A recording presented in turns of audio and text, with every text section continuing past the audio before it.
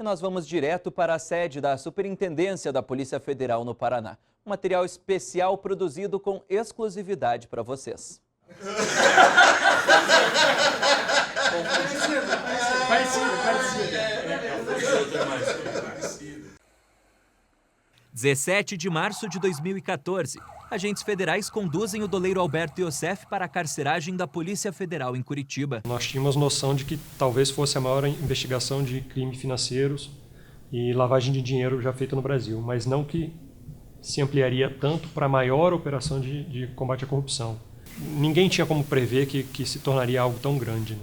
Completei 30 anos de Polícia Federal ano passado, né? Sou gestor aqui do estado do Paraná e não se esperava que se chegasse ao alcance que chegou até hoje na Lava Jato. Realmente é um fato que nos gratifica bastante, né? Na profissão, de a gente estar colaborando para que, dando condições de trabalho para que os nossos delegados possam desenvolver um trabalho satisfatório, né? E que possa, e de grande qualidade, que possa se transformar em ações penais.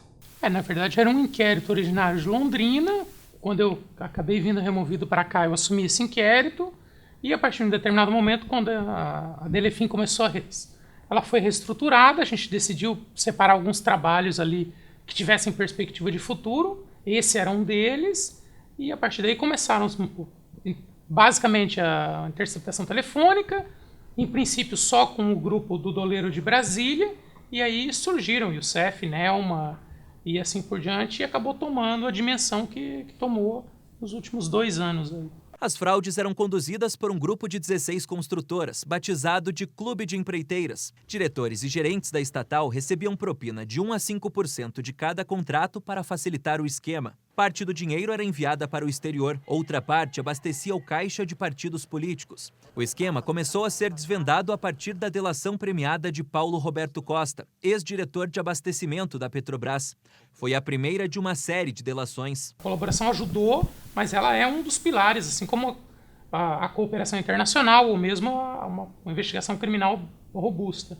Nós tivemos uma série de medidas de cooperação internacional que a gente não tinha, na verdade não era tão comum que isso acontecesse, da forma como aconteceu na Lava Jato, e a gente teve também uma primeira fase, digamos que com um material probatório bem substancial, que garantiu que essas colaborações começassem, porque principalmente os 2 primeiros ali não tinham outra alternativa de defesa que não fosse a colaboração. 4 núcleos principais de uma organização criminosa foram identificados: empreiteiras, altos executivos da Petrobras, operadores financeiros e agentes e partidos políticos.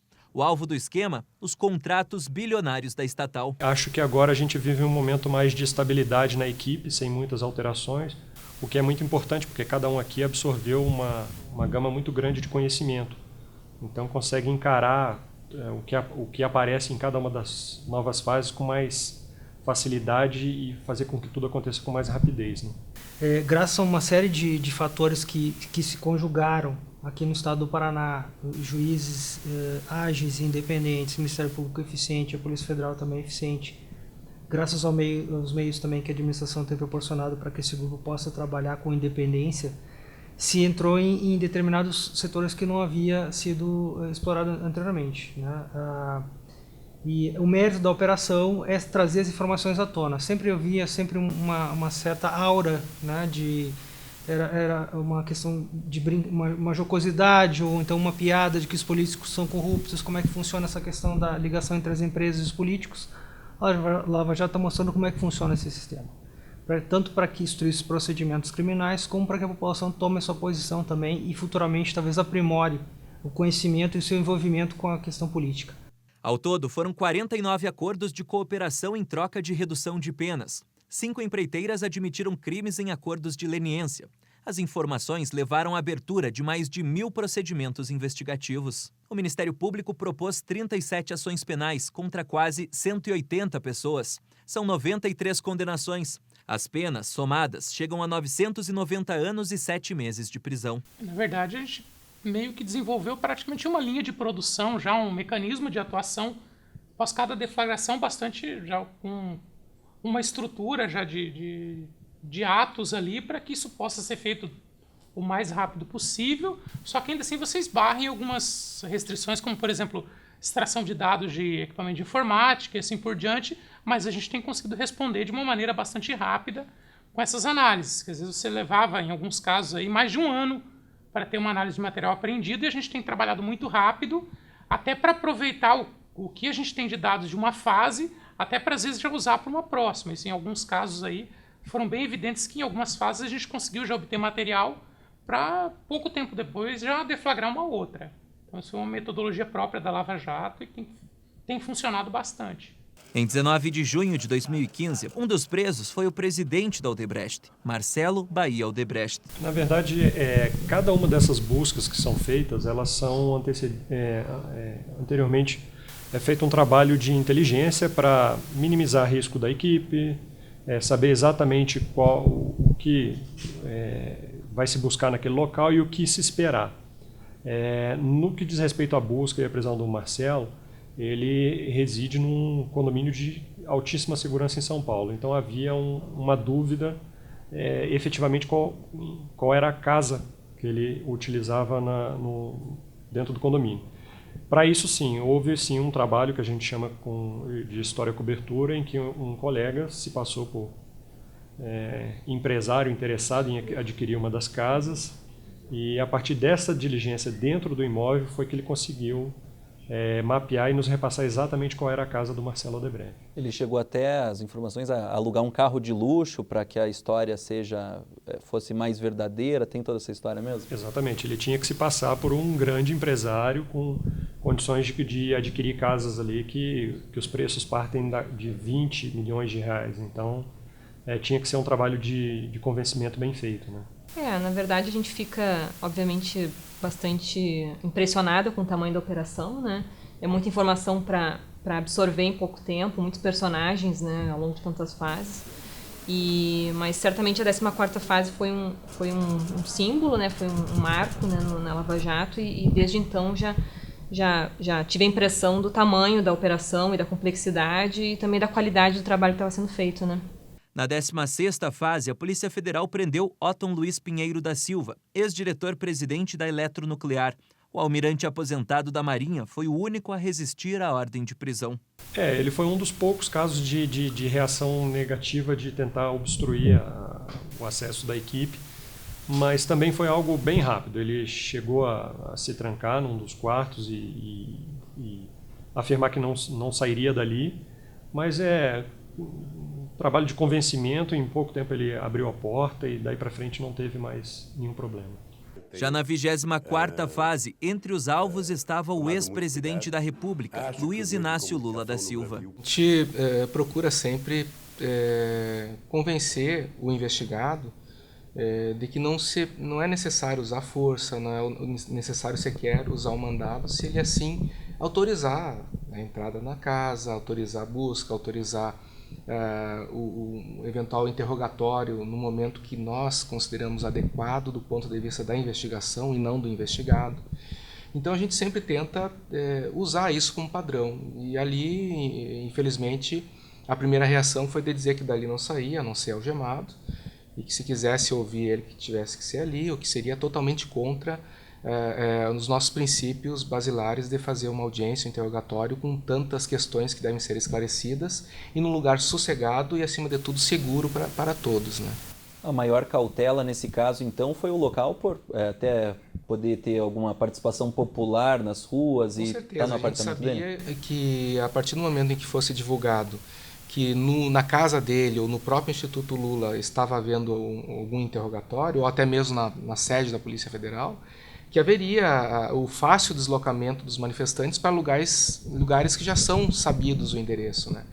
E a escolha do aeroporto recaiu por conta da surpresa, para que os manifestantes tivessem um tempo até assimilar que realmente estava acontecendo lá naquele local um interrogatório, e o que de fato aconteceu. Quando eles estavam chegando no ato, né, nas declarações estavam sendo colhidas lá no salão presidencial anexo ao aeroporto de Congonhas, a audiência já estava acabando e o ato em si foi preservado e concluído como tinha que ser. E de dentro da sala que vocês estavam, né, tendo a conversa, no final deu para ouvir a movimentação, porque foram centenas de pessoas que foram até o aeroporto, chegou a dar para ouvir lá de dentro os gritos e o... Nós começamos a ouvir ao final, sim, o ambiente onde a gente estava ainda era um pouco mais reservado, né, e preservado do contato com o público, mas mesmo assim, quando se abriu a porta, até porque parlamentares estavam lá tentando entrar de qualquer jeito, quando a gente abriu a porta, deu para ver a multidão atrás de uma outra parede de vidro. Isso até causou bastante tensão, porque a nossa ideia a partir dali então era tirar de lá o ex-presidente, assim como os demais, antes que eventualmente um ato de violência pudesse prejudicar, né, a grandeza da operação e o sucesso que estava tendo até o momento. As investigações chegaram a políticos, como os presidentes do Senado, Renan Calheiros, e da Câmara, Eduardo Cunha, ministros, como Edinho Silva, da Comunicação Social, e ex-ministros, como Edson Lobão, de Minas e Energia. O senador Delcídio do Amaral, que chegou a ser preso, foi o responsável pela delação que mais abalou o Congresso. Esses processos foram parar no Supremo Tribunal Federal, porque todos possuem foro privilegiado. Para nós não tem diferença entre um sujeito que foi preso na primeira e um grande empresário ou um grande político. Tratamos todos como se fosse a mesma e de maneira técnica. Após as revelações da Lava Jato, as contribuições privadas às campanhas eleitorais foram proibidas. E o Supremo estabeleceu o entendimento de que réus condenados em segunda instância passam a cumprir prisão imediatamente. A Lava Jato ela se volta a explorar uma série de coisas e mostrar mais transparência. É isso que os mercados querem, transparência e previsibilidade nos seus negócios, né? Então, no momento que você tira a parte de corrupção e você mostra o que tem de fato, e mostra que o país está disposto a, mesmo que seja uma fase crítica e nebulosa e não tão agradável, né? Mas levar essas coisas à tona, claro que o mercado reage positivamente. Esquemas semelhantes foram descobertos em outras estatais, como a Eletronuclear. Até agora, a Lava Jato recuperou quase 3 bilhões de reais dos mais de 40 bilhões desviados, segundo a Polícia Federal. Um dos aliados da Operação Lava Jato, que tem se tornado um aliado cada vez mais importante, é justamente a opinião pública. O nosso trabalho não é pautado pela voz da multidão, né? Ele é pautado por questões técnicas, nós temos que nos ater à lei, à Constituição, etc. Mas o fato da opinião pública, do povo, estar nos apoiando, para nós é uma espécie de garantia de que nós continuamos fazendo esse trabalho, né? Nós tivemos um ministro, uma troca de ministro, que nós estávamos apreensivos do que ia acontecer, né? E agora há um outro ministro da Justiça entrando também, nós também não sabemos o que vai acontecer, se ele vai implementar alguma mudança ou não. Então, para que isso não aconteça, que haja essa garantia, a ideia é que a Polícia Federal opere com autonomia, como operam as agências dos Estados Unidos também, que tem uma certa estabilidade em relação à sua composição, tem independência para as investigações. Os delegados na atividade fim, eles têm independência junto aos inquéritos, não há interferência nenhuma, né? A administração, como o doutor Rosalvo mencionou, ela concede meios para que os delegados trabalhem com independência. Agora, há questões administrativas que podem prejudicar a operação, sim. O bloqueio de diárias, troca de policiais, várias questões colaterais que não necessariamente influem juridicamente na atividade fim, mas que podem ter um reflexo negativo na operação.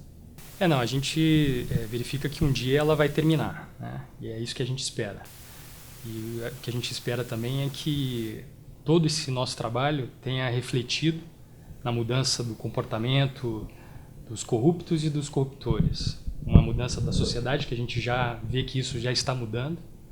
A imprensa também fala-se muito sobre a Lava Jato, então ela também tem essa perspectiva, se ela vai acabar, porque muito do assunto hoje do momento é em cima da Lava Jato. Então o que a gente quer é que realmente, depois de todo esse trabalho que foi desenvolvido, que realmente é muito trabalho, a gente possa chegar ao final, né, num bom resultado, que a gente possa ter ajudado para construir um Brasil melhor. A nossa expectativa é de que a Polícia Federal algum dia seja estruturada para que faça lava-jatos nos 4 cantos do país, né? Que há uma necessidade de criar uma intranquilidade para aquelas pessoas que estão pretendendo praticar crimes, obter vantagens ilícitas às custas, né, dos benefícios sociais e da própria população que acaba sofrendo por conta disso. Há uma PEC agora tramitando no Congresso nesse sentido, para que a polícia seja dotada de meios para que essas lava-jatos não seja só uma operação aqui do Paraná, mas que ela possa espalhar por todo o país. Essa é a nossa ideia. Agora, até quando a Lava Jato vai, o doutor Igor disse que separou uma prateleira até 31, né? Mas parece que vai conseguir mais, né, doutor? Se for necessário, tem mais prateleira. Então, né? se depender da gente, a gente vai até quando der. 2 anos de Operação Lava Jato já e sem previsão de terminar. A Força Tarefa segue trabalhando e nós, é claro, acompanhando de perto todos os detalhes aqui na tela da Band Curitiba.